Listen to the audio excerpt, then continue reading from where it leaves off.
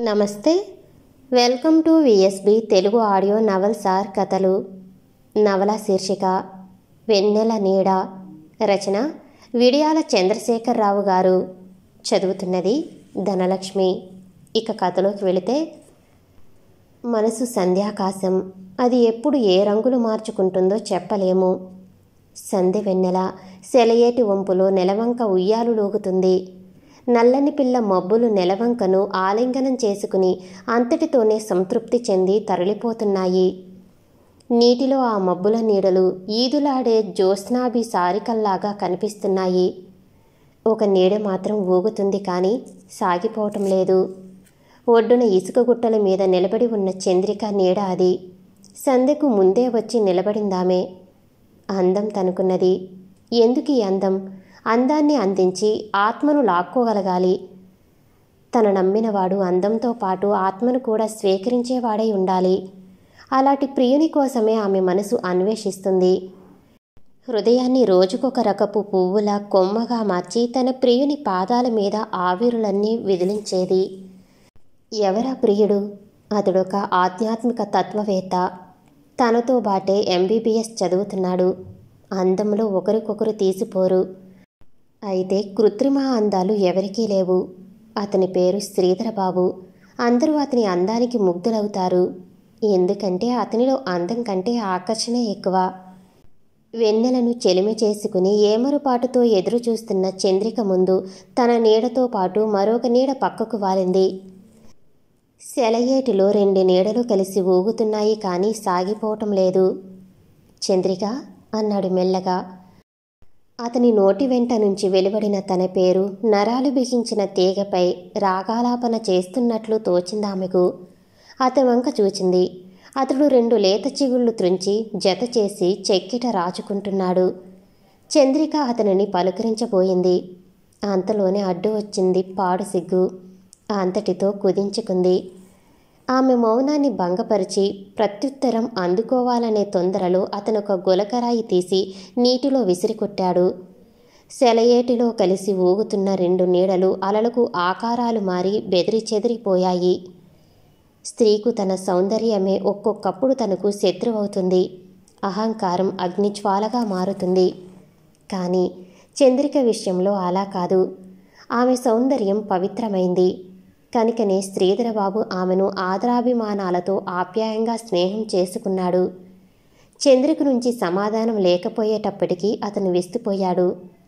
వెళ్ళొస్తానంటూ అక్కడి నుంచి కదిలాడు కానీ కాలు కదపలేకపోతున్నాడు. ఆగండి శ్రీధరబాబు అని మాత్రమే అనగలిగింది. శ్రీధరబాబు ఆగిపోయాడు. ఇంకా ఆమె ఏమైనా చెబుతుందేమోనని ఆశతో ఎదురుచూచాడు. ఆమె పలుకలేదు. చంద్రిక మౌనముద్ర శ్రీధరబాబుకు బాధ కలిగించింది. అతడు చూపులు సారించాడు. ఆమె తల ఉంచుకుంది. ఒక కొంటి కోయల కూస్తుంది. ఆ మధురవాణి ఇద్దరి హృదయాలను మత్తెక్కించింది. ఒక పాలపిట్ట రెక్కలు విసురుకుంటూ వారిద్దరి మధ్య నుంచి ఎగిరి పారిపోయింది. చంద్రిక తన దృష్టిని పాలపిట్ట పరుగుల మీదకే మళ్లించింది. చంద్రిక, నీ అందాన్ని అపహరించటానికి వచ్చిన ద్రోహిని కాదు అన్నాడు శ్రీధరబాబు ఆవేశాన్ని ఆపుకోలేక. నన్ను మన్నించు శ్రీధరబాబు. మీరు రావటం చూచాను కానీ నా మనసు మాత్రం నాలో లేదు అంది చెరిగిన ముంగురులను సవరించుకుంటూ. నీ ఆవేదన ఆలోచన నాకు తెలుసు అన్నాడు హఠాత్తుగా.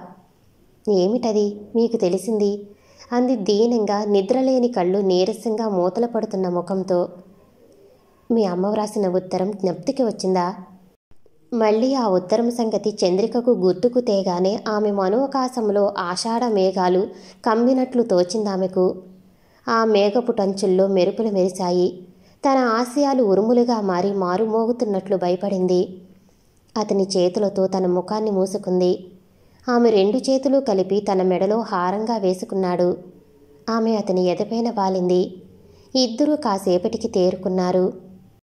మెరీనా బీచ్కు వెళ్ళి పొన్న చెట్టు కింద కూర్చున్నారు. తన తల్లి తనకు ఎందుకు ఆ విధంగా ఉత్తరాలు వ్రాస్తుందో శ్రీధరబాబుకు వివరించి చెప్పింది. మన జీవితాలు పంచకళ్యాణిలా పరుగులు తీసే ఈ ప్రళయ జీవిత పదంలో డబ్బు పేరిట కందకాలు త్రవ్వి ఆనందానికి ఆటంకం కల్పించకుండా మీ అమ్మకు గట్టిగా ఒక ఉత్తరం వ్రాయి అన్నాడు. విషయం తెలుసుకున్న పిదప సమాధానంగా. అతని ముఖబింబంలో చంద్రిక తన జీవిత పుటలను విప్పుకొని ఆత్మను అతనికి అందించబోయింది. అతడు ఆమె అందాన్ని 100 రెట్లు చేసి వర్ణించాడు కవి కనుక. అయినా ఆమె పొంగిపోలేదు. కానీ ఒకప్పుడు అతడన్న మాట చంద్రికకు అప్పుడప్పుడు గుర్తుకు వస్తుంది. ప్రతివారు అర్థించేది, అర్చించేది, పూజించేది అందాన్నే. కానీ నీ విషయంలో నేను అలా కాదు. అందానికి అవతలనున్న శూన్యంలో కనిపించే నీ పవిత్ర ప్రేమను అని. అందుకే చంద్రిక అంత త్వరితగతిన శ్రీధరబాబుకు మనసిచ్చింది.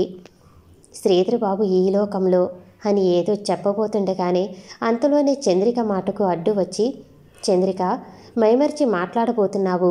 మధురమైన జీవితాన్ని గడుపుతూ ఆ హాయిని విస్మరించి వేదనలో పడుతున్నావు. ఈ లోకాన్ని అడిగే ప్రశ్నలన్నీ నీ అందాన్ని అడుగు అన్నాడు శ్రీధరబాబు. అందం వృద్ధాప్యంలో కనిపించదు. ముందుగా మోసం చేసి పారిపోతుంది. అందం ఉన్నప్పుడే ఈ లోకం అందుకోవాలని చూస్తుంది అంది చంద్రిక శ్రీధరబాబును సమాధానపరుస్తూ.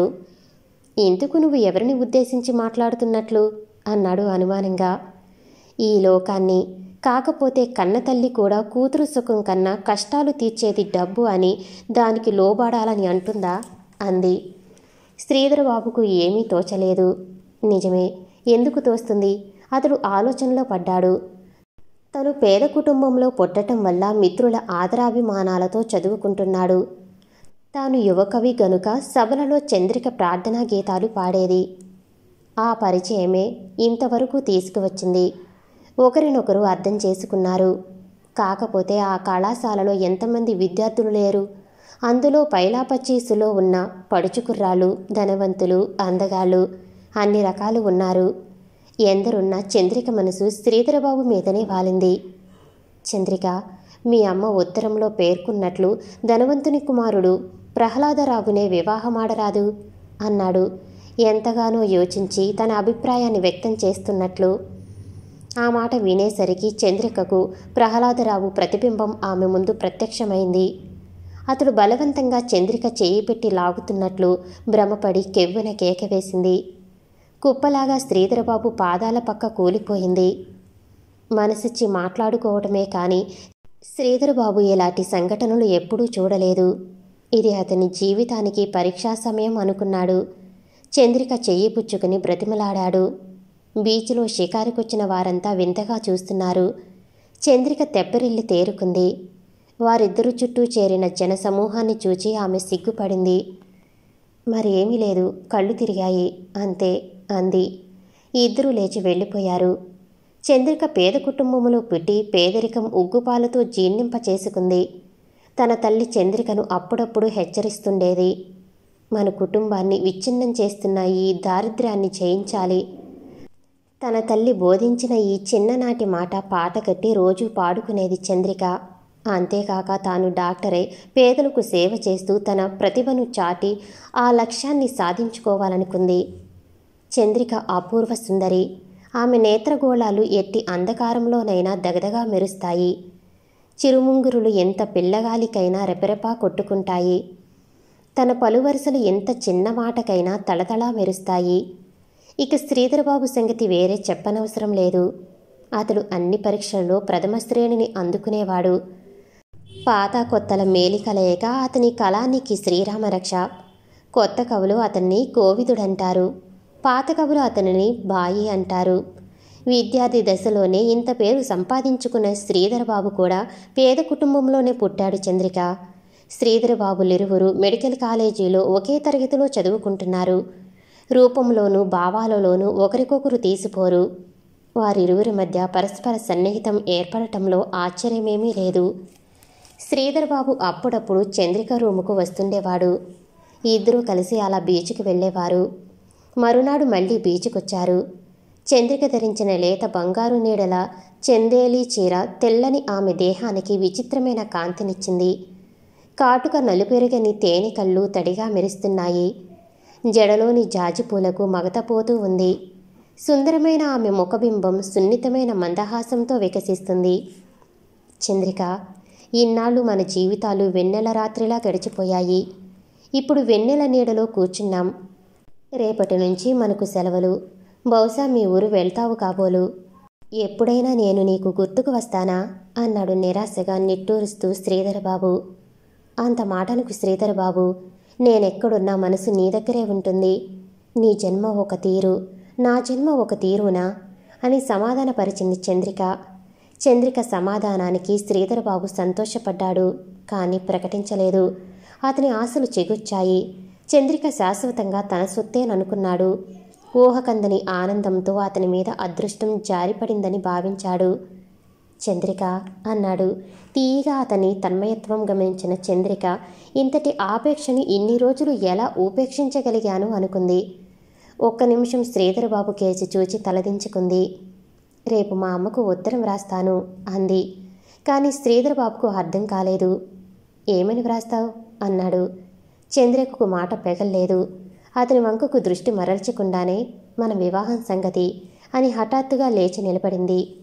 ఇన్నాళ్ళు శ్రీధరబాబు నిద్రాశాంతుల్ని కబళించి వేసిన ఈ సమస్య ఇంత త్వరితంగా తీరినందుకు సంతోషపడ్డాడు.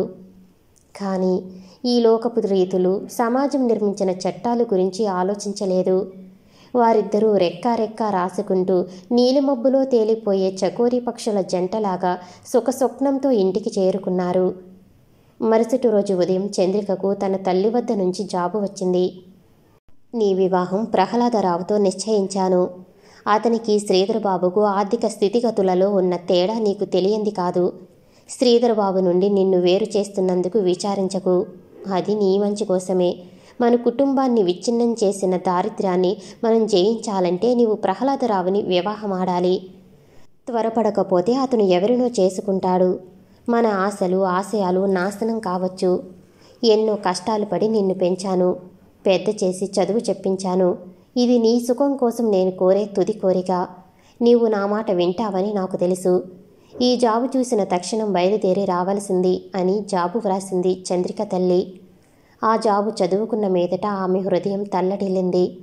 వెన్నెల వెలుగులో ఆమె చిక్కిన చెక్కిళ్ల మీద తడియారని కన్నీరు కనిపిస్తున్నాయి. వెన్నెల నీడలో కూర్చుంది. శ్రీధరబాబుతో ఈ విషయం ఏమని ఎలా చెప్పేది? నిన్ననే ఒక నిర్ణయానికి వచ్చిన మా జీవితాలు ఇప్పుడు ఏమి కానున్నాయో. ప్రశాంతంగా ఉన్న కొలనులో రాయి పడ్డట్టు వాపోయింది. అలాగే ఆ జాబు మరోసారి చదువుకుంది. ఆమె కళ్ల ముందు సినిమా చక్రంలా శ్రీధరబాబుకు తనకు ఏర్పడిన పరిచయ సన్నివేశాలు కనపడసాగాయి. నిన్నటి వరకు కాలేజీ, బీచీ ఆమె జీవితంలో భాగస్వాములు. కానీ ఇప్పుడు ఆమె వలుపు బాటకు అడ్డుగా ముళ్ళకంచెలు నాటపడ్డాయి. వారిరువురి ప్రేమ, వాత్సల్యాలు రహస్యంగానే పున్నమి చంద్రునిలా పరిపక్వానికి దారితీశాయి. ఒకప్పుడు తాను పరిస్థితులను జయించలేక చదువు మానుకుందామనుకుంటే దస్తరం కట్టిన చదువుకు మళ్ళీ బూజు దులిపి చదివించటానికి ప్రయత్నించింది. తనను ఊకొట్టించాడు. సెలవు రోజులలో తమ కనులు, మనసులు తరింపచేసే పవిత్రాస్థలాలెన్నో తిరిగి వచ్చారు. తనకు తెలియని భావాలను విడమర్చి శ్రీధరబాబు చెబుతూ ఉంటే తాను విస్తుపోయి వింటుండేది. ఆ తీయని గాథలన్నీ ఆమెకు తీరని గాథలుగా మారిపోయాయి. గది నిండా చీకటి, గది బయట వెన్నెల వెలుతురు. కన్నె మనసు వెన్నెల చూడక చీకటిలో చింతిస్తూ ఉంది. రాత్రింపగళ్ళు కలలు కన్న వివాహం అనే రోజు రానే వచ్చింది. కానీ ఎవరితో? మానవ జీవితం సుఖవంతం కావటానికి ధనమే ప్రాధాన్యం కావాలనుకునే వారితో. ఇందుక ప్రహ్లాదరావు తన చదువుకి తన తల్లి ద్వారా సహాయం చేస్తున్నాడు. ఎంత స్వార్థపరుడు! పేదలను ఆదరించటమే కానీ ప్రతిఫలం ఆశించననేవాడు. ఇప్పుడు తనను కోరటం ఏమంత భావ్యం? ధనం అవసరమే కానీ అత్యవసరం కాదని శ్రీధరబాబు అనేకసార్లు తన ఉపన్యాసంలో చెప్పాడు. నల్లని కళ్ళల్లో తెల్లగా నవ్వుతూ నవ్వించి కవ్వించే శ్రీధరబాబు తనకు దూరం అవుతాడేమో. ఎన్నో సుందర సాయం సమయాలు, ఎన్నో చల్లని తెల్లని పున్నమి వెన్నెల రాత్రులందు హృదయాలు విప్పుకుని మనసులతో మాట్లాడుకున్న దినాలు ఆమెకు గుర్తుకొస్తున్నాయి. శ్రీధరబాబు రచనలు చదువుకుంటూ కన్నీరు కారుస్తూ ఎలాగో ఆ రాత్రిని గడిపింది. మరునాటి ఉదయమే శ్రీధరబాబు చంద్రిక వద్దకు వచ్చాడు. చంద్రుని చూసి వికసించిన కలువల ఆనందంతో అతన్ని ఆశీన్ని చేసింది. రోజులాగానే అతనిలో ఏదో ముచ్చటించబోయింది. అంతలోనే తన తల్లి వ్రాసిన ఉత్తరం జ్ఞాపకానికొచ్చింది. దిగాలు పడి కుర్చీలో కూలబడింది. రాత్రి రేడియోలో నా ప్రసంగం ఎలా ఉంది అని అడిగాడు. ఆమె సమాధానం చెప్పలేదు. మాట్లాడమేమిటి? నీకిష్టమైన విషయం పైనేగా ప్రసంగించాను అన్నాడు ఆమె చెంత చేరి. నేను వినలేదు అంది దీనంగా. ఆడవాళ్ళ అంతరాత్మను కనిపెట్టడం చాలా కష్టం అన్నాడు. అవును, వారి జీవితంలో వచ్చే మార్పులను తెలుసుకోవటం కూడా కష్టమే అంది. అదే కాదు, ఆడవారిని ఆశించే మగవారి జీవితాలు ఎలా మగ్గుతాయో కూడా తెలుసుకోవటం కష్టం అన్నాడు. ఆ మాటకు వేటగాన్ని అమ్ము సూటిగా హృదయంలోకి దిగినట్లయింది చంద్రికకు. మాట్లాడలేకపోయింది. సరే, నీవు ఏ ఆలోచనలో ఉండి వినలేకపోయావో. మానవత వికసించాలంటే ముందు మనం మారాలి అనే విషయంపై ప్రసంగించాను. ఈ విషయం నీకు ఇష్టమేగా అన్నాడు ఆమె సమాధానానికి ఎదురు చూస్తూ. ఇష్టమే, ఒక్కొక్కప్పుడు అది కష్టం కూడాను అంది తనకొచ్చిన కష్టాన్ని మనసులో ఉంచుకుని. ఏమీ కష్టం లేదు. ఆ పరమసత్యాన్ని అర్థం చేసుకుంటే మానవ జీవితాలన్నీ ఎలా ఆనందప్రదం, రసమయం అవుతాయి అనే విషయాన్ని మనం గ్రహించాలి. నా హృదయంలో స్ఫురించిన భావాలను ఆవిష్కరించటానికి మీతో మాట్లాడాలి. బహుశా మీకు బాధ కలిగించవచ్చు అంది బరువుగా. అసలు మనసంతా ఒక రకంగా ఆలోచిస్తాం. మన మనసులు ఒక తీరుగా పనిచేయవు. పెద్ద పెద్ద మాటలతో మనకు మనమే మోసం చేసుకుంటున్నాం అన్నాడు ఆమె చెప్పిన విషయాన్ని వినకుండా రాత్రి రేడియోలో ఇచ్చిన ప్రసంగాన్ని వివరిస్తూ. చంద్రిక ఇక మాటలతో లాభం లేదనుకుని తన తల్లి దగ్గర నుంచి వచ్చిన ఉత్తరాన్ని అతని చేతికి అందించింది. ఉత్తరం చదువుకున్నాడు. అతని శరీరంలోని రక్తమంతా పాదాలలోకి పరుగులు తీసింది. చంద్రిక హృదయాన్ని తెలుసుకోవటానికి మీ అమ్మ చెప్పినట్లు ధనవంతుని కుమారుడు ప్రహ్లాదరావును వివాహమాడమని అన్న మాటలు నిజం కానున్నాయని భావించి బాధపడ్డాడు. మనసుతో మనసు కలిపిన చంద్రిక పరాధీనం అవుతుందని ఎన్నడూ ఏనాడు కనీసం కలలోనైనా ఊహించలేదు. ఆడదానికి కావలసింది ప్రేమించే హృదయం తప్ప మరేమీ కాదనే సంకల్పంతో ఎన్నాళ్ళు ఆనందించాడు. ఆ అభిప్రాయంతోనే చంద్రికను మనసారా ప్రేమించి సమర్పించుకున్నాడు. కానీ ప్రేమ ఒక చోట, పెండ్లి మరో చోట జరగనుంది. ఆర్థిక బలం కలిగిన ఒకడు తనను అతంపాతాళములోనికి అనగదొక్కనున్నాడని ఊహించుకున్నాడు.